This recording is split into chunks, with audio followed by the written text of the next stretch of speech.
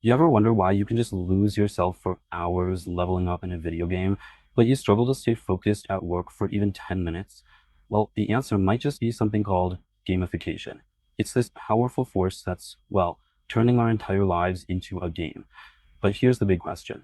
Is it a hack for a better life, or is it a trap that we're all just falling into? And that's really the heart of what we're going to explore today. See, on one hand, gamification promises to make us more productive, healthier, even happier. But on the other, it could be this really subtle form of control, kind of shaping our behavior in ways we don't even realize. Okay, so first, let's look at the bright side of this. A lot of people are adopting what they call a gameful mindset, and it's not because some app told them to. It's more of a personal philosophy for growth and for being resilient. You could call it a bottom-up approach to just getting better. This quote from a Reddit user really just nails it, doesn't it? It captures the whole idea of a gameful mindset. It's not about getting points or badges from an app. No, it's about an internal shift in how you see the challenges life throws at you. It's about reframing those obstacles as a chance to grow. And this really shows you the power of that mental switch. With an obstacle mindset, taking a cold shower is just awful, something you have to get through. But switch to a gameful mindset, and suddenly it's a quest to level up your willpower. The thing itself doesn't change, but your entire approach to it is completely transformed. And this is just brilliant. It perfectly shows how that mindset makes you more resilient. You remember in Super Mario, right? You beat the big boss, and that little mushroom guy pops up and says, "Thank you, Mario, but our princess is in another castle." You don't quit. No way. You're excited for the next level. So if you apply that to life, a failed project or losing a job isn't game over. It's just part of the journey. The real win is a little further down the road. But what happens when the game isn't one you've designed for yourself? What if we're all playing a much, much bigger game with rules that were set by someone else entirely? This brings us to the darker, more critical side of gamification. It's used as a system of control. So this whole idea isn't exactly new. Its roots go all the way back to B.F. Skinner's experiments with pigeons in the 1930s, figuring out how to condition behavior. Then it moved into the workplace in the 70s, and by the 2000s, well, Silicon Valley had basically weaponized these principles, turning them into an incredibly powerful tool for shaping the behavior of literally billions of us. This quote really gets to the core of the whole critique. Think about it. When your job is turned into a game, you start pushing yourself harder, all under the illusion that it's your choice. Control doesn't feel like it's coming from your boss anymore. It feels like you're the one choosing to compete, to win. It completely reframes what might actually be exploitation into some kind of personal achievement. So, how does this actually work? How do these systems get so good at hooking our brains? Let's break down the psychological mechanics that make gamification so incredibly powerful. First, let's just get a clear definition on the table. Gamification is pretty simple, really. It's just taking the things that make games fun and, let's be honest, addictive, like points, badges, leaderboards, and applying them to things that are definitely not games, like your job, or shopping, or even learning a new language. The psychology behind this is surprisingly simple, and it all goes back to those pigeons. It's this perfect storm of three psychological triggers. You get rewards right away, the rewards are unpredictable, and you become conditioned to value them.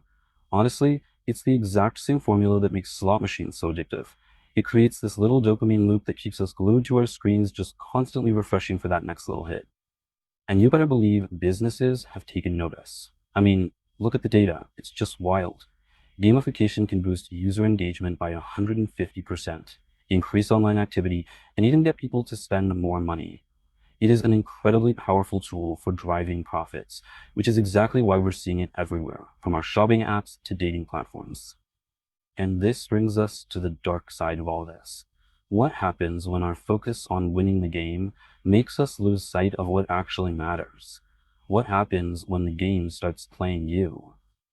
There's actually a name for this, the McNamara fallacy. It's named after the US Secretary of Defense during the Vietnam War. See, he became obsessed with a single, easily measurable number, enemy body count, and he completely ignored the much more important but less tangible factor, winning the hearts and minds of the people.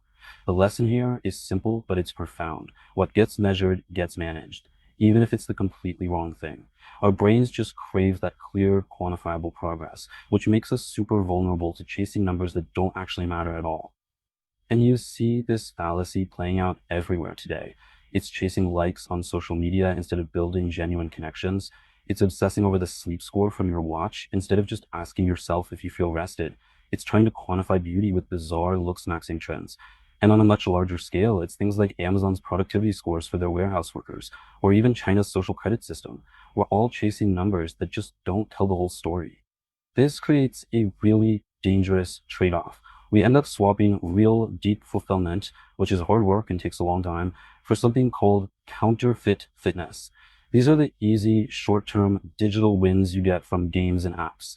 They give you a little dopamine hit, a fake sense of progress that can easily distract you from going after the things that provide genuine, lasting meaning in the real world.